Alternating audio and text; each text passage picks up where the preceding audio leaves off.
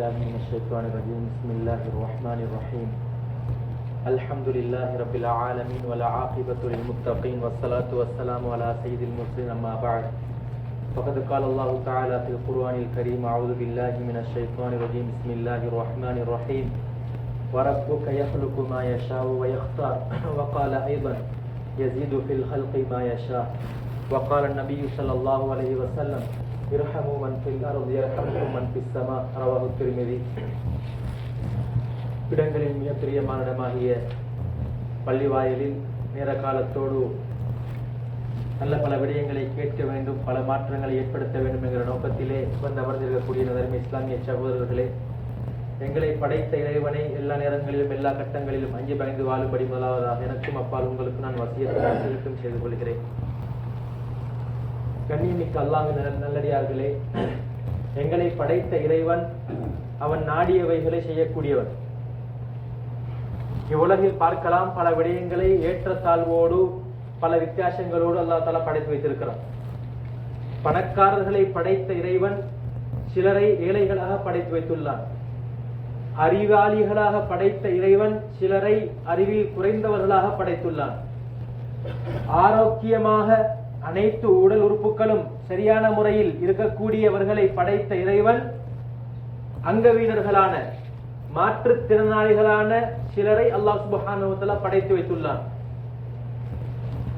அதற்கு பின்னால் இருக்கின்ற ரகசியத்தையும் நன்மைகளையும் அல்லாஹ்வே மிக அறிந்தவனாக இருக்கிறான். அவன் நாடியவைகளை செய்யக்கூடியவன், அவன் விரும்பியவாறு படைக்கக்கூடியவன்.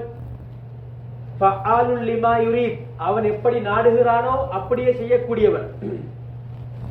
லா யுஸ்அலு அம்மா யஃஅல் வஹும் யுஸ்அலூன், அவன் செய்கிறவைகளை பற்றி யாருக்கும் எந்த விதமான கேள்விகளையும் அவனிடம் கேட்க முடியாது.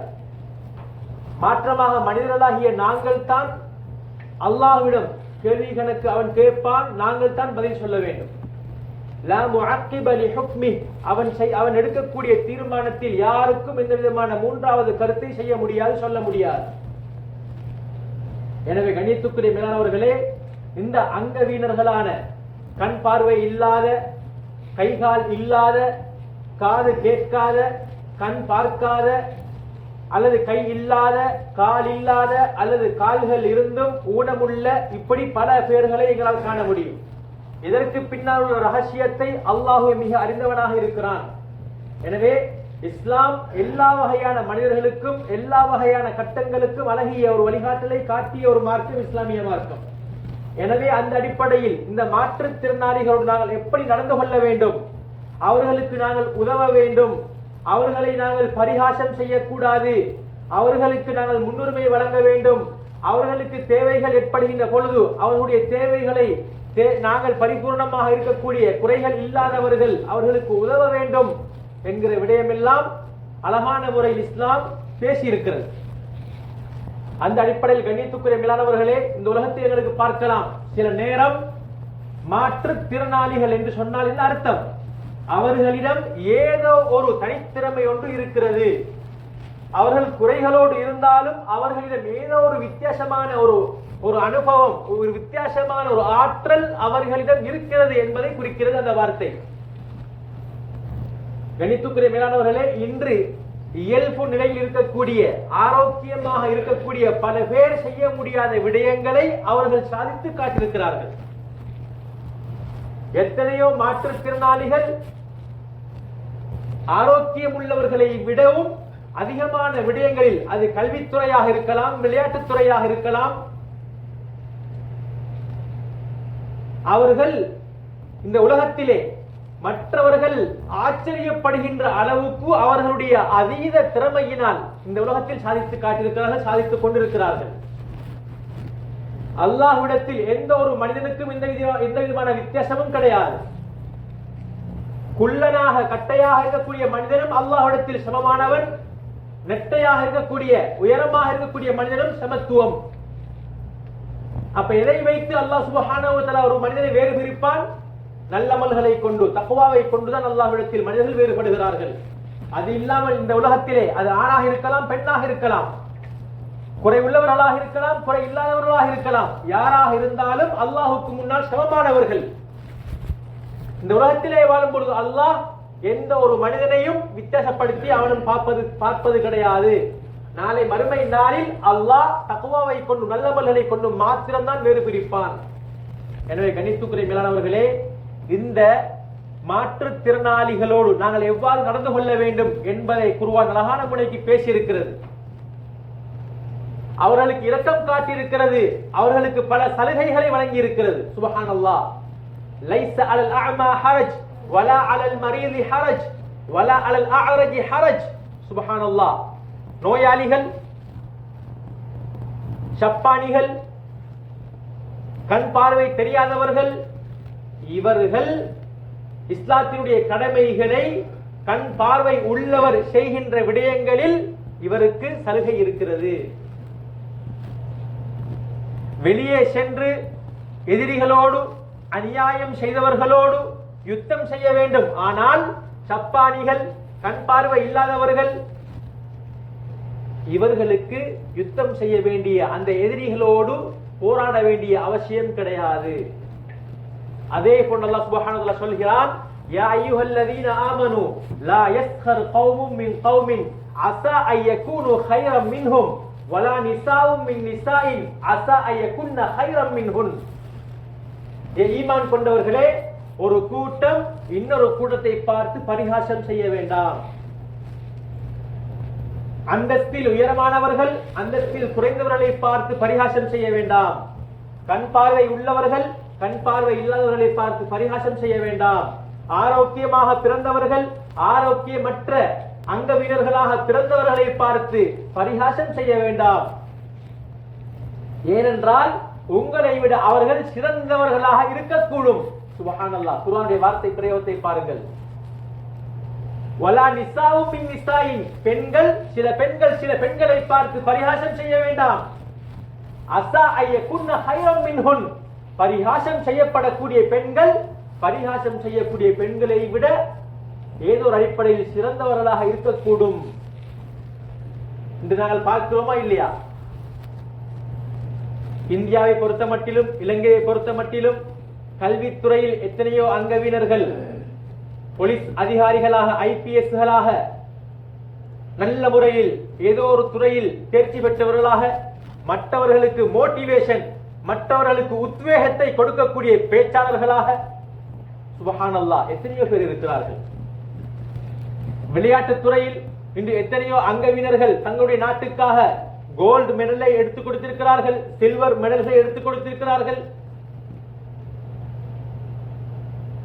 मेरे प्यारे दोस्तों, अल्लाह सुब्हानहू व तआला इस दुनिया में बहुत जगहों में, बहुत बंदों में अल्लाह सुब्हानहू व तआला डिफरेंट के तौर पर बहुत कुछ को बनाया.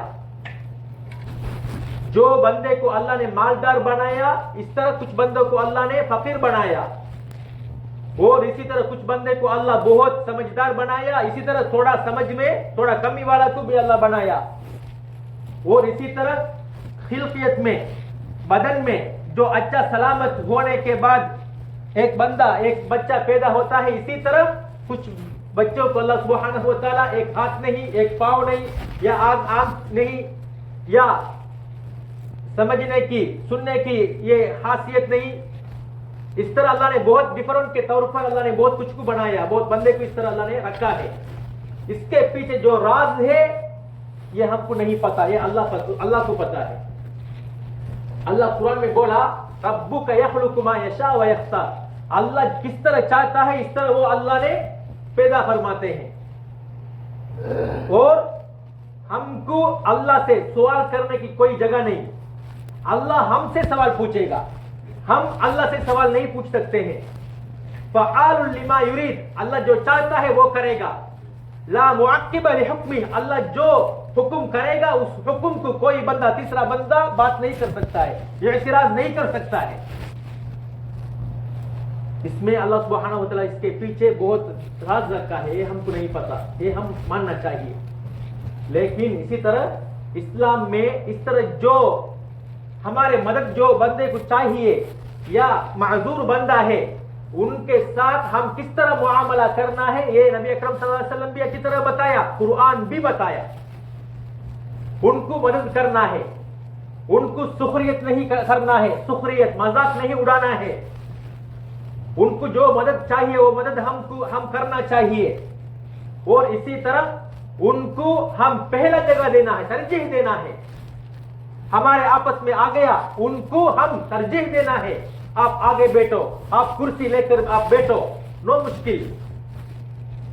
इस तरह हम उनको मदद करना है, तरजीह देना है। ये इस्लाम ने अच्छी तरह हमको इरशाद फरमाया। आजकल हम देखेंगे इस दुनिया में वो लोग भी बहुत आगे हैं, एक एजुकेशन में, खेल में, स्पोर्ट्स में, और उनको एक नाम दिया जाता है।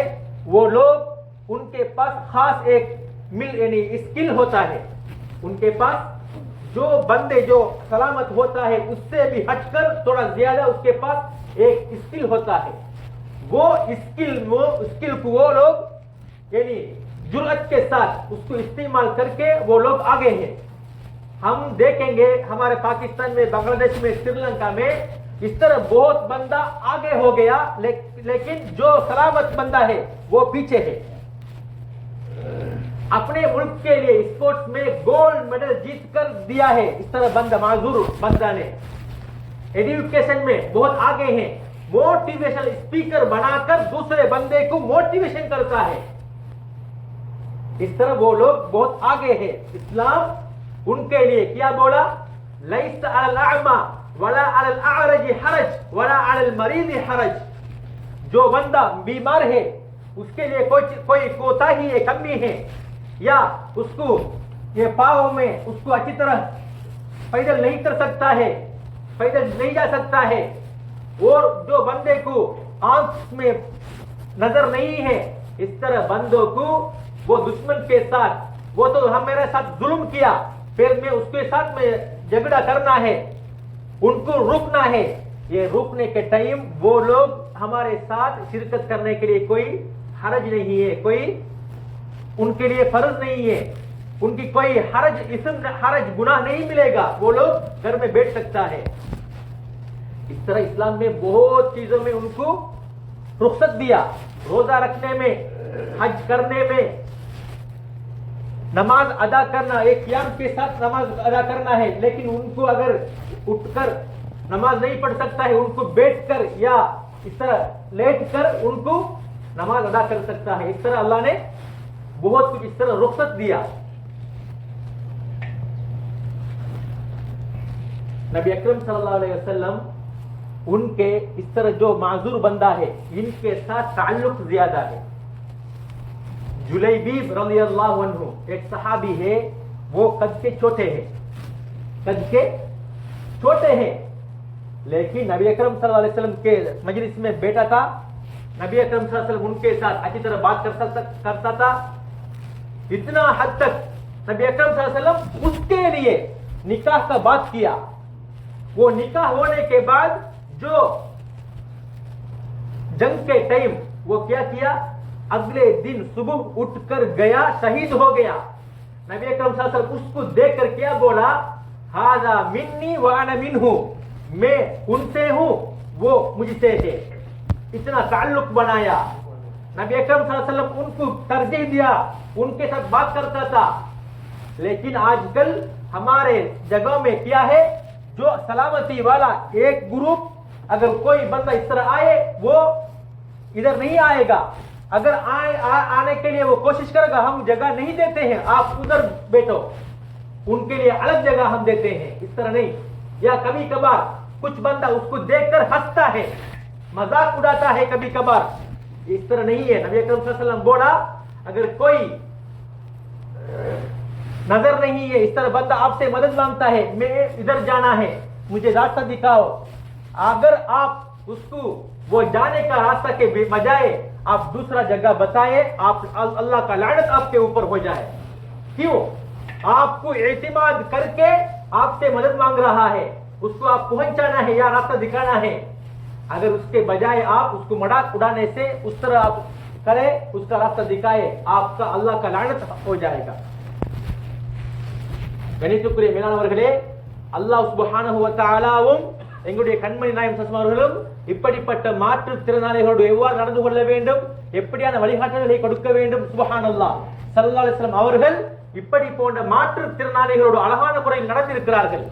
ஜுலைபீப் ரலியல்லாஹு அன்ஹு மிகவும் குட்டையான ஒரு சஹாபி, அழகில் குறைந்தவர்.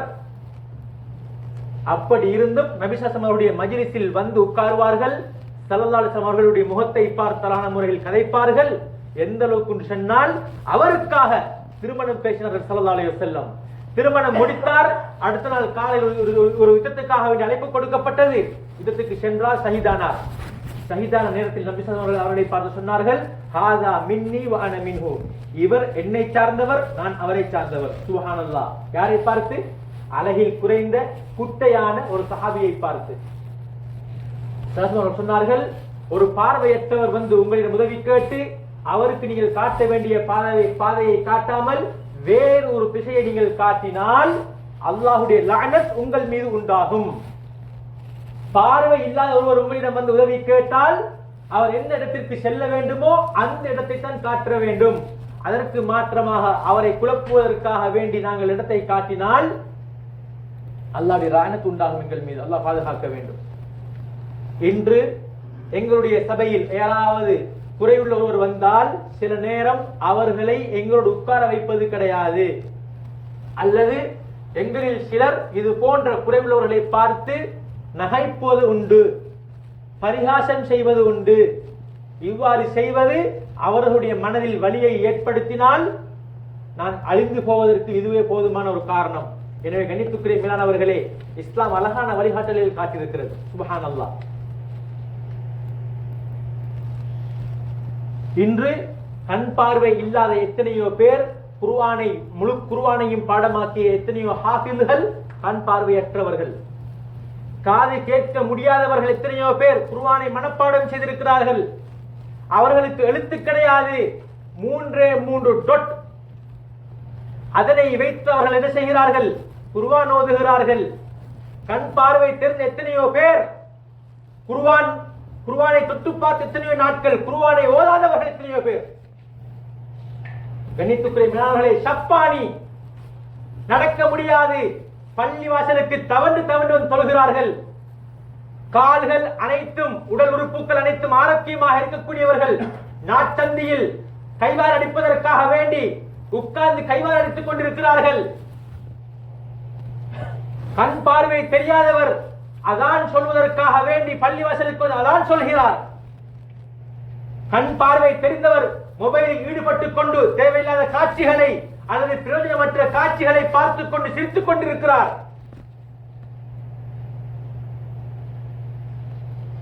கண்ணியத்துக்குரியவர்களே, புத்தி குறைந்த சிலர் இருக்கிறார்கள். எல்லோருடைய உருவம் ஒரே மாதிரியான உருவம் கொண்டவர்கள் எத்தனையோ பேர் அவர்களில் சுபு தொழுகைக்காக வேண்டி பள்ளி வாசலுக்கு வருகிறார்கள். அவருக்கு தொழுகை கடமை இல்லை. சுப்ஹானல்லாஹ். கணித்துக்குரிய மேலானவர்களே, அவர்கள் பள்ளி வாசலுக்கு நேர காலத்தோடு வந்து மிம்பருக்கு முன்னால் இருந்து துவா செய்கிறார்கள். ஆனால் அவருக்கு துவாவுடைய வார்த்தை கூட அழகான முறைக்கு வருவது கிடையாது. ஆனால் அழகான முறைக்கு பேச தெரிந்த நானுமோ எலாமை 7 மணிக்கு வைத்தவனாக 8 மணிக்கு வைத்தவனாக உறங்கிக் கொண்டிருக்கிறேன்.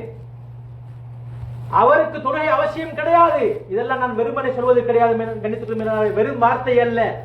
கல்பிட்டி ரஹ்மானிய மஸ்ஜிதிலே ஒரு கண் பார்வை இல்லாதவர் 5 நேர தொழுகைகளுக்காக வேண்டியும் அழகான துணியில் அதான் சொல்கிறார். மதுரங்குழி நல்லந்தலுவ என்று சொல்லக்கூடிய அந்த பகுதியில் ஒரு மாற்றுத்திறனாளி 5 நேர தொழுகைகளையும் இமாம் ஜமாத்தோடு தொழுகிறார். விசேஷமாக சுபுவுடைய தொழுகைக்கு அது எத்தனை மணியாக இருந்தாலும் சரி நேர காலத்தோடு வந்து தொழுகிறார். அவருடைய தாயும் வஃபாத், அவருக்கு உதவி செய்த ஒரு கோக்கியும் வஃபாத்.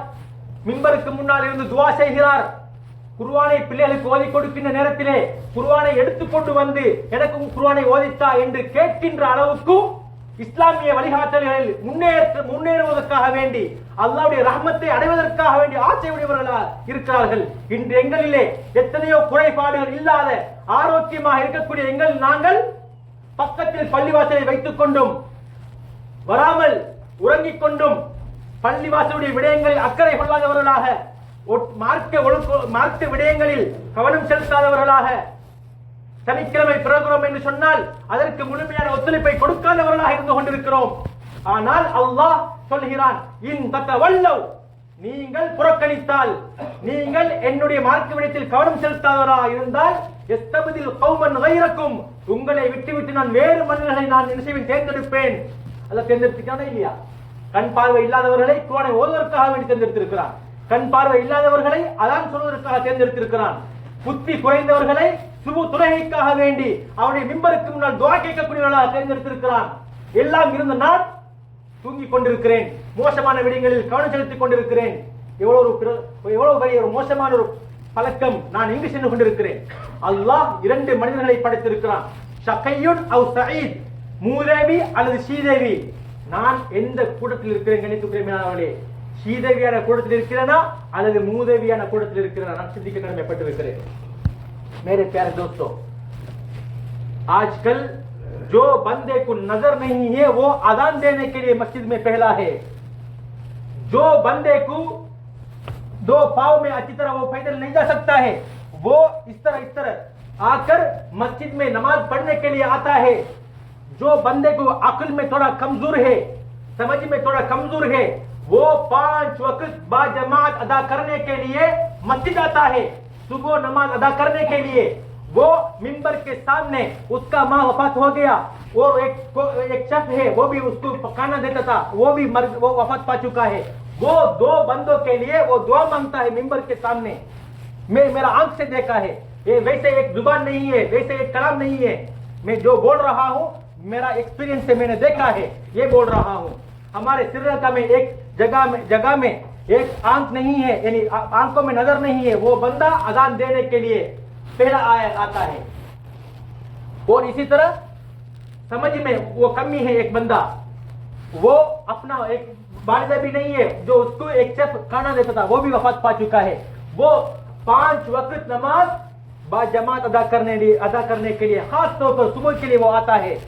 सुबह में वो क्या करेगा? नमाज अदा करेगा। नमाज अदा करने के बाद ये मिंबर के सामने अपने वालिदा के लिए भी, वो जो शख्स के लिए वो दुआ मांगेगा।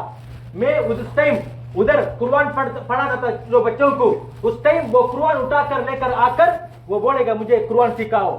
लेकिन हमारे साथ मेरा अक्ल में कमजोरी नहीं है, मेरा बदन में कमजोरी नहीं है, मेरा आंख में कमजोरी नहीं है, लेकिन मैं बहुत पीछे है।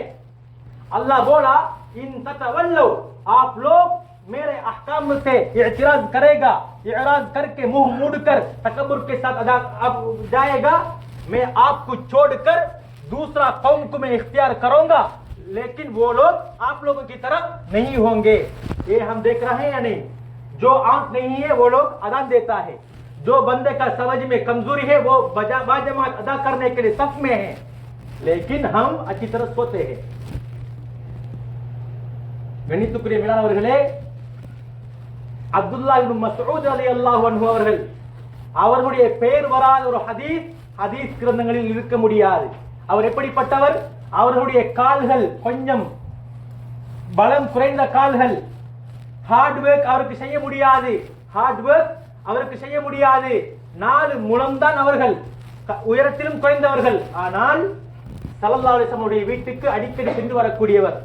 ஸல்லல்லாஹு அலைஹி வஸல்லம் அவர்களோடு அழகான முறையில் நட்புணத்தின் மூலமாக உறவை பேணியவர். புதிய சஹாபிகள் யாராவது இஸ்லாத்தை ஏற்றால் இவர் நபியுடைய அஹ்லுல் பைத் குடும்பத்தில் ஒருவரோ என்று யோசிக்கின்ற அளவுக்கு அவருடைய தொடர்பு நபி ஸல்லல்லாஹு அலைஹி வஸல்லம் இருந்தது. ஹலால் ஹராமில் நல்ல முறையில் தேர்ச்சி பெற்றவர்களாக இருந்தார்கள். ஹலால் ஹராத்தை அழகான முறையில் தெரிந்தவர்களாக இருந்தார்கள். இறுதி காலத்தில் கூஃபாவிலே, ஈராக்கில் உள்ள ஒரு பெரும் சிட்டி கூஃபா, அதில் ஒரு நீதி அரசராக இருந்தார். அவருடைய குறை இஸ்லாமிய மார்க்கத்தை பயிலுவதில் தடுக்கவில்லை. அறிவாளியாக இருந்தார். நபி ஸல்லல்லாஹு அலைஹி வஸல்லம் அழகான தொடர்பை பேணியவராக இருந்தார். அதே போன்று அம்ர் இப்னு ஜமூஹ் ரலியல்லாஹு அன்ஹு அவர்கள் ஒரு கால் இல்லாத ஒரு சஹாபி.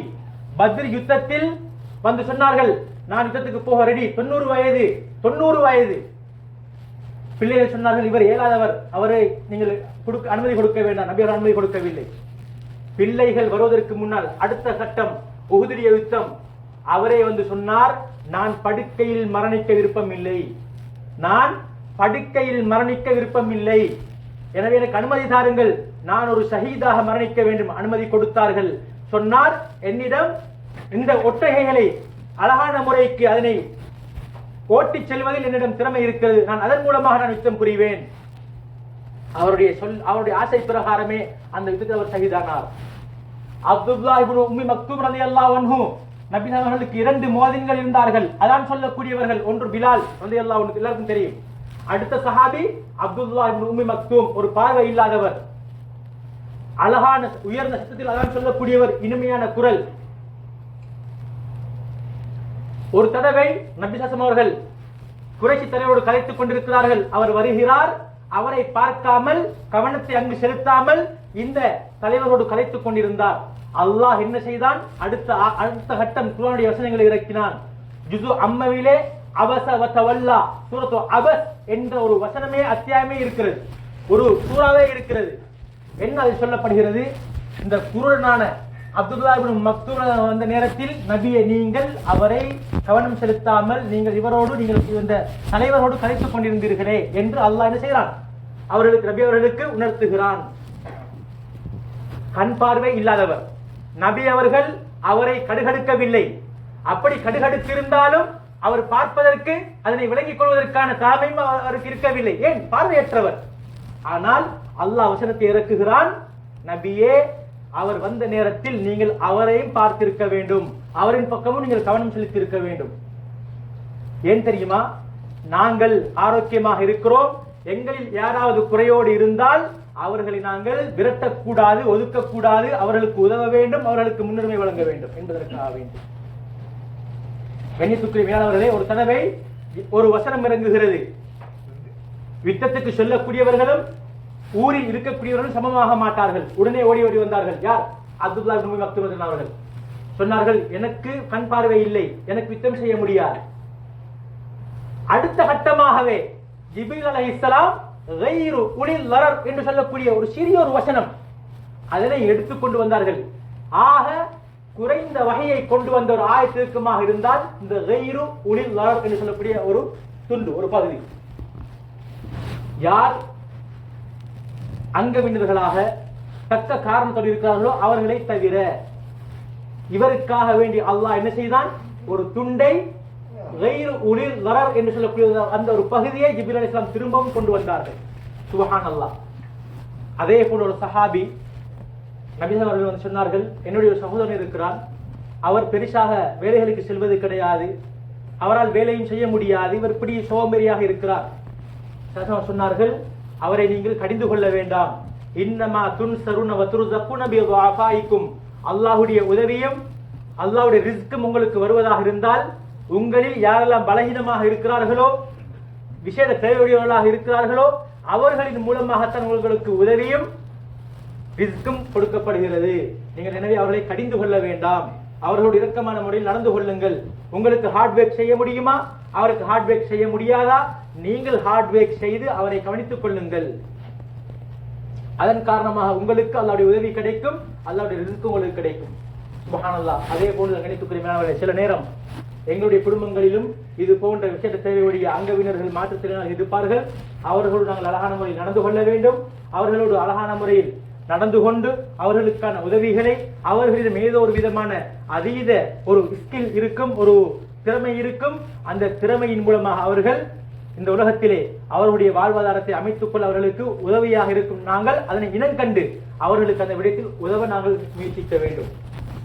दोस्तों, इस तरह है अब्दुल्लाह इब्न उम्मी मक्तूम रज़ियल्लाहु अन्हु, एक नबी अकरम सल्लल्लाहु अलैहि वसल्लम का 2 मुअज्जिनों में एक मुअज्जिन है, वो उसका नजर नहीं था, लेकिन नबी अकरम सल्लल्लाहु अलैहि वसल्लम वो लंबा सफर जाने के वक्त अपने जगह अब्दुल्लाह इब्न उम्मी मक्तूम रज़ियल्लाहु अन्हु को मुतय्यन करता था सल्लल्लाहु अलैहि वसल्लम। वो एक मर्तबा जिहाद का एक आयत आया, घर में बैठने के बंदा और जिहाद जाने के बंदा वो दोनों अजर में मुस्तवी नहीं है। ये सुनकर अब्दुल्लाह इब्न मक्तूम आया नबी अकरम सल्लल्लाहु अलैहि वसल्लम के पास, मैं तो अंधा हूँ, मैं जिहाद नहीं कर सकता है। फिर दोबारा जिब्रील अलैहिस्सलाम गैरु उलिल दरर, जो बंदे का माज़रत है वो बंदे को नहीं है, ये सिर्फ ये टुकड़ा को लेकर आया वही उठाकर। और इसी तरह नबी अकरम सल्लल्लाहु अलैहि वसल्लम एक मरतबा जो अब्दुल्लाह इब्न मक्तूम आया, وہ زعماء قریش کے سرداروں کے ساتھ بات کرتا تھا اس ٹائم عبداللہ ابن مسعود کا نام آیا, تھوڑا اس میں متعین نہیں کیا, کوئی توجہ نہیں دیا. اللہ قرآن میں بولا آپ جو اندھا کا بندہ آیا آپ تھوڑا ان کے ساتھ توجہ نہیں دیا. اس طرح نبی اکرم صلی اللہ علیہ وسلم کو اللہ نے وحی فرمایا. کیوں؟ ہمارے لیے. یہ کل قیامت کے دن یہ سورہ ہے جزء عامہ میں سورۃ عبس, یہ ہمارے لیے, ہمارے کمیونٹی میں اگر کوئی اس طرح جو خاص مدد کرنے والا بندہ ہو ان کو ہم دور نہیں کرنا ہے, ہم ہمارے ساتھ اکٹھا کرنا ہے, ان کو ہم مدد کرنا ہے. اس کے پاس جو اسکل ہے اس کو ہم متعین کر کے اس کو سمجھ کے اس کو وہ آگے بڑھانے کے لیے ہم اس کو مدد کرنا ہے. اللہ سبحانہ و تعالی ہم سب ہر بندے کے ساتھ اچھی طرح معاملہ کرنے کے توفیق عطا فرمائے.